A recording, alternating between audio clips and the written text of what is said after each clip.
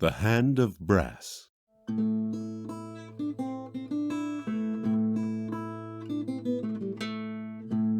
Episode 20. The Bestman. Blood and death was around every corner. Tatiana glided above the city's docks, emanating her frost, slowly sending a chill across the city, causing Berenia's defenders to become stiff, impeding their ability to fight, giving the Alemendians, who seemed to be unaffected, the advantage. Malnus walked about the marketplace as his soldiers began securing the area. He stopped in front of a cathedral and gazed upon it. Such a pity they wasted their efforts on you. I'm sure we can repurpose this wonder into something more suited to me. Burn this market to the ground. The Alemendian soldiers began to throw torches this way and that, immolating the marketplace. Cromwell, Diala, and Celine looked on from a distance in horror at Tatiana's incredible power. They witnessed as what few archers remained took shots at her, but to no avail. The frost clouds impeded the arrows. Celine saw a slew of spells shooting into the sky at the witch, only to meet a rain of ice in return. The Frost Witch is immune to magic? How do we combat this? We have something they don't. Duncan, where the hell have you been? Gone for over a year without a word, now you're suddenly back? Cromwell. Sorry, he was supposed to be the best man at our wedding is all. I'm sure Brannock did fine in my place, Your Highness. Celine and Duncan stared at each other, not quite knowing what to say to one another. Duncan, No, you go. No, you go. I'm sorry for... Don't. There's nothing to apologize for. Celine hugged Duncan tightly, but then noticed Duncan's left hand. The hand! You fixed the prosthetic! Look at that! It's woven with... Is that dwarven steel I see? How did they do it? I have a few theories from what little Elric would tell me, but... How about I tell you everything over a bottle of wine after we finish what we started? Oh, yes, of course. What's the next step? The next step is getting to the marketplace. Brannock, Natalia, and Raven had their backs against a building, staying out of range from the raining ice daggers. Brannock! What do we do? For the first time in his life, Brannock had no plan. He was exhausted and running on fumes. Seeing Brannock racking his brain, Raven picked up a dead warrior's shield and held it above her head as she ran out into the middle of the street. Hey, ice bitch! Yeah, I'm talking to you. I bet you're nothing on the ground. Hell, I'm half your height and I could still kick your ass with one hand tied behind my back. The ice blades stopped falling as Tatiana turned to see who had the audacity to speak to her in such a fashion. She looked down to see a lone dwarf woman. Her hands swirled around each other as she conjured magics. But as Tatiana was about to obliterate the insolent woman, Archmage Vendelin shot a beam of lightning at Tatiana, hitting her in the back. Tatiana's head snapped back to the Archmage and unleashed her power. An immense torrent of frost cascaded toward Vendelin. Despite his counterspelling, Vendelin was frozen solid. Brannock and Natalia joined Raven on the street, readying their weapons. Tatiana began to conjure more magics, when suddenly she stopped and sped away from the docks. The frost aura began to dissipate. Well, guess we showed her? No, we have company. Brannock looked back to see more ships docking. Well, Father, guess I'll be seeing you and Mother soon. Then Raven noticed something. She saw another fleet of ships inbound, but their colors weren't Alemendian. Oscillians! Malnus stood in the blazing marketplace. He hadn't felt this alive in millennia. Mortals were such fun playthings. He laughed to himself as he saw Tatiana floating above the docks in the distance. Did she truly feel in control anymore? Malnus had not manipulated her mind, but the power he had infused her with drove her to such a subservient state that she was at his beck and call. He began contemplating where to go next after he'd conquered Berenia. Perhaps Elvidia. The world was his oyster, his place to rule as he saw fit, as it should have been eons ago. Malnus's daydream was interrupted by a troop of Berenian soldiers led by Cromwell and Diala. They charged the marketplace and collided with his Alemendians. No matter, Malnus thought. Monarchies were not truly divine. They were merely symbols of hope for the less fortunate, a symbol he would stamp out. He extended his scepter into a spear, but before he could let it fly... Hey, Malnus! Remember me? Malnus's knuckles whitened on his staff. He forced a smile and turned slowly to see Duncan and Celine standing before him 20 feet away. Duncan, Celine, I was wondering when you two would show yourselves. It's been far too long. I hope you are well. Alas, I do not have time for idle chatter. Care to draw your sword and get this over with? Duncan drew his sword, then dropped it to the ground. I'm not here to fight you. The time for the sword is over. Interesting. I am not looking to parley, but I will gladly hear your pleas for mercy and allegiance before I kill you. I'm here to tell you that you don't have to do this. How kind of you to say, but... You could have turned away from the dark path. Your father was the one who brought death, disease, and monsters to this world, not you. The choices you made millennia ago can still be rectified. It is not too late. You can be redeemed and prevent further death and destruction. You weren't always like this. I believe you were still good deep down inside. Do you remember the serpent you once held as a child? You said so yourself, that not all that look wicked are so on the inside. Do you remember that? Minus? Malnus's entertained expression dropped, and he became visibly shaken. Minus?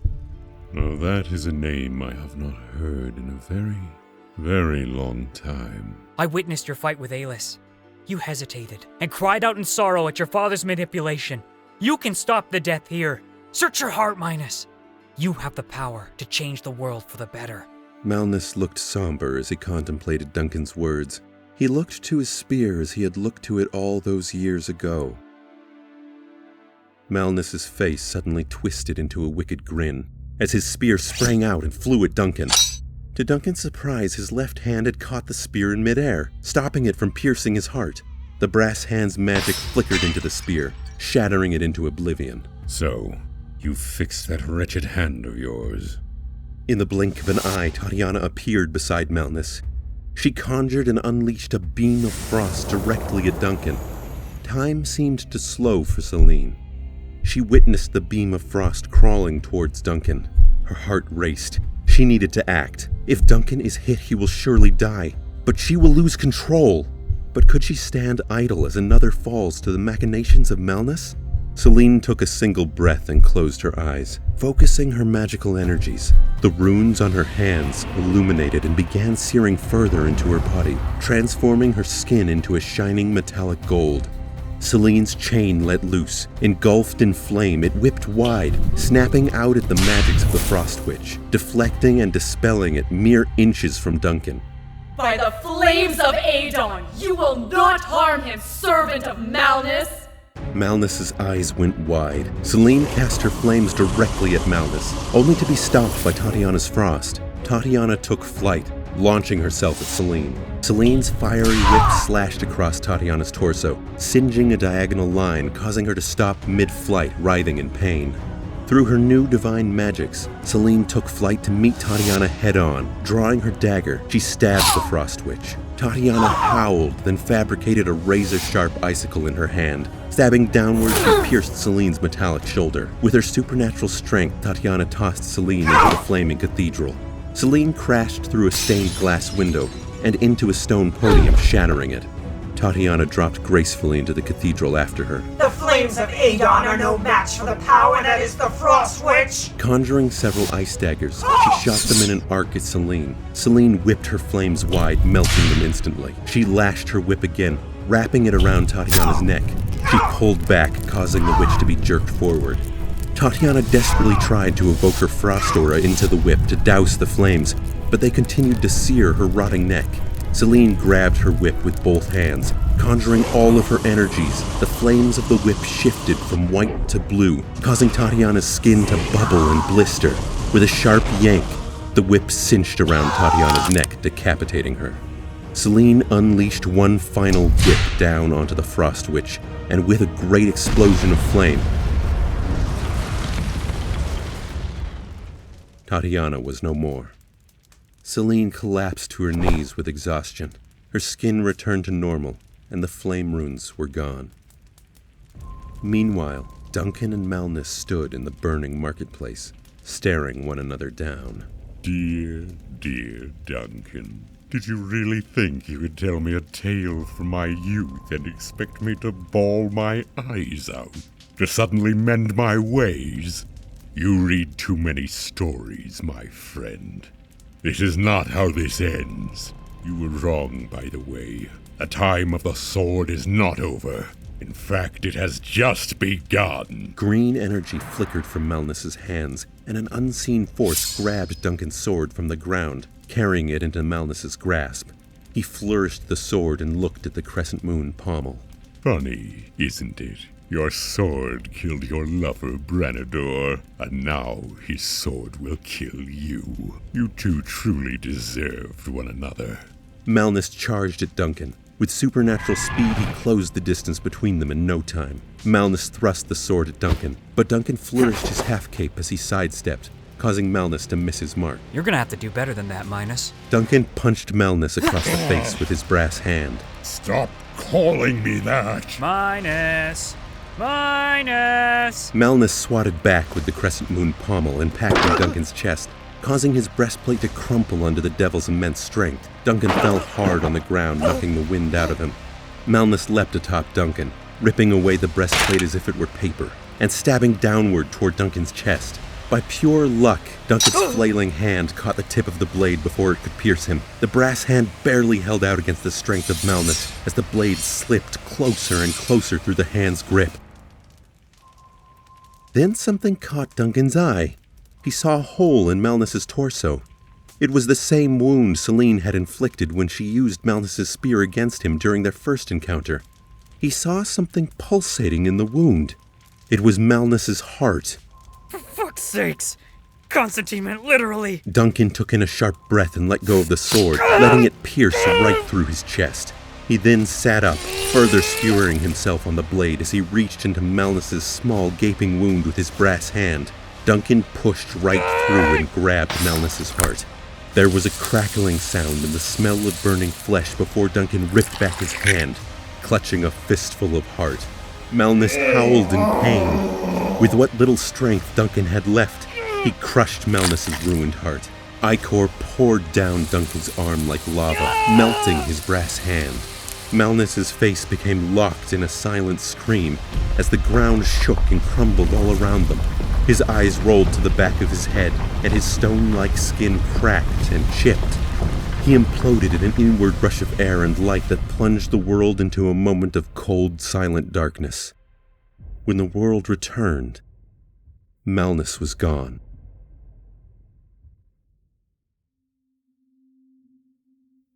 Duncan crawled through the rubble of what had been the marketplace. The hand of brass was gone, as well as his entire left arm. The sword that was in his chest had broken off, leaving the blade firmly lodged there. He had no more strength left. His crawling ceased. Duncan! Duncan! Duncan! Celine turned Duncan over and put his head in her lap. She saw that burns covered his body, and his breathing was stinted. We did it, Celine. We did it. Yes, we did. Hang in there, Duncan. Just stay with me, all right? We have so much to do and talk about yet. I even have a few bottles of wine from Helvetia we can share. All right? Raven will be here any moment to patch you up. You see. Just hold on. Celine? Yes, Duncan? You owe me so much. In travel expenses. Celine nodded and laughed a little as tears streamed down her face. Yes, I do. But you'll only get it if you keep breathing, okay? Sounds like a deal, Celine.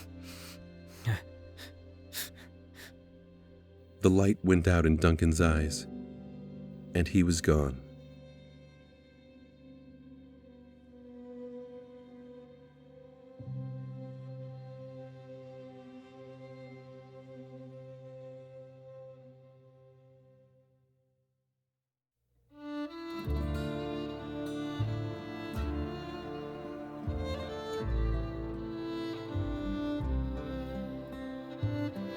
Thank you so much for listening, friends. This show has been one hell of a journey. I just want to give a special thanks to our Kickstarter donators for making the final seasons possible. and an extra special thank you to our Patreon patrons for their undying love and support and being with us pretty much since the beginning. This may be the end of the Hand of Brass, but there may be some new ideas we have for a new series, so if there's interest, stay tuned. In the meantime, spread the word about the show, give us a rate and review, and follow us on Facebook, Instagram, and Twitter at The Hand of Brass. Thanks again for listening.